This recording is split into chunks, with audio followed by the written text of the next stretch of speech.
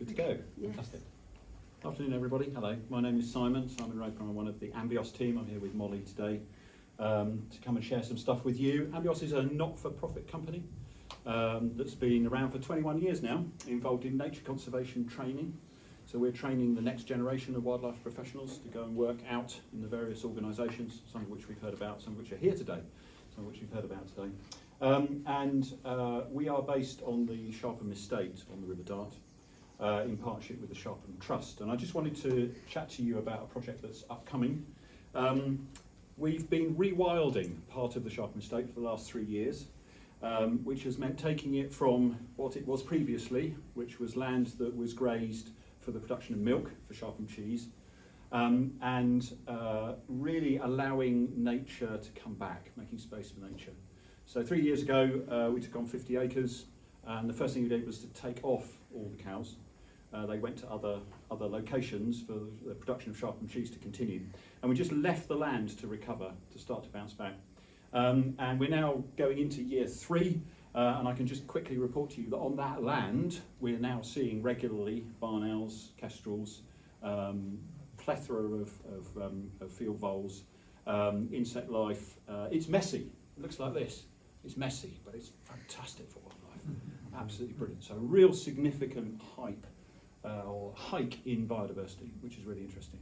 Thanks to the Sharpham Trust and on the estate for allowing us to do it, putting their faith in us to do it.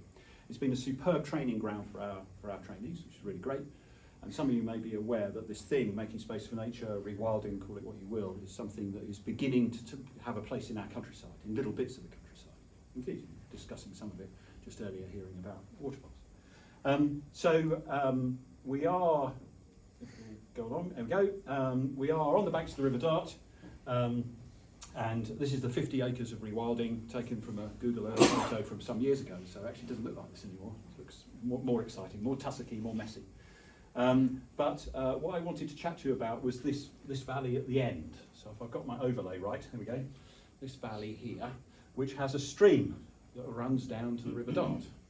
Enters in through the reed bed. Some of you may be familiar with the reed bed on the River Dart, and then down. And we've got Dartmouth going that way, and we've got Totnes up this way. Yeah. And so this has been sort of on our list of, we're intrigued. What could we do here? At the moment, it's simply a stream that comes into. I wouldn't even say it gets as big as to be a river by the time it gets down to the main river itself. It's just run off. If you can imagine that this land is quite heavily valleyed. Yeah, as we go down towards the river. And we thought, well, here's an opportunity for 2 possibilities. It could, of course, have beavers, and they would do a really good job. However, in the current climate, while the really great news is that beavers are becoming more accepted, and that the whole licensing procedure is becoming more streamlined, and that's all looking great for the future, actually want to move things forward a little bit quicker than that. So it's a superb training opportunity to involve our trainees in slowing the flow, doing the things that beavers would kind of do, but doing it with people doing it. I would suspect that beavers may well find their way here in X years' time, but let's speed up the process. Let's use it as a training exercise and see what kinds of things we can do. So let's take that section and just dive into a little bit more detail. So right at the top of the valley, this is where the main spring rises. So it's a wet area. It's got a wet flush in it at the moment. But the ground above it is quite intensive agricultural land, so there's runoff coming in there. We know that that's the start, as well as a stream that comes down from the adjacent farmland into the valley and the water flow that goes to the river. So here would be a great place to start, and we could actually start by really doing what beavers do, which is just to slow the flow, put in a few more barriers, to just slow that flow and broaden the current, quite narrow stream base, which is probably not much wider than I am at the moment, across a much broader area of the field. A little bit further up, there's a historic pond that was probably something to do with maybe an apprentice that worked for Capability Brown, who landscaped part of the Sharpham estate in the late 1700s, early 1800s. And from aerial photos and historic records and what's on the ground, you can see that there was a pond there. It's been compromised because the wall that was the dam of the pond has had a push through. Okay, so it's now again just flowing down, not much wider than I am, going straight down to the river. So again, thinking about reinstating that and using a technique where we put in a pipe that goes under a new wall, and the pipe has a right angle turn and a lift in it so that we can control the level of the water behind it. So that's the plan. Great, because it involves people doing things, getting their hands dirty and working with trainees, showing them those practical demonstrations. Those trainees then getting the practical skills, makes them more employable, gives them more experience. That's what we're about. So do a bit of that. That's at the historic pond end, about halfway along. And then down the bottom of the river, down the bottom of the stream, more towards the River Dart, planning permission for a much bigger pond. So again, this is at the early stages. We're just now drawing together the planning permission for this, because it's going to be a lot bigger, 800 square metres. It's going to be 0.8 of a metre above existing base level.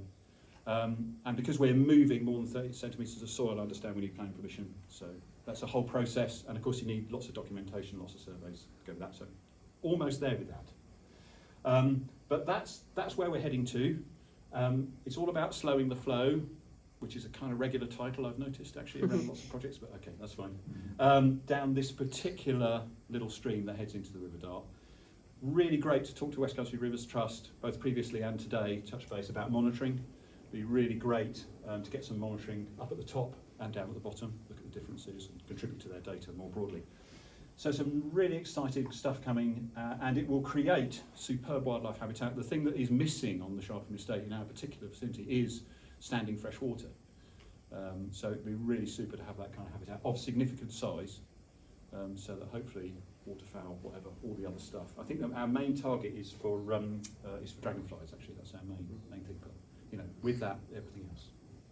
Okay, so that's the project. Last plea, because badgers is my thing years and years ago. Actually, not rivers or anything. I was really keen on badgers. Did some research on badgers many years ago. Come and visit us.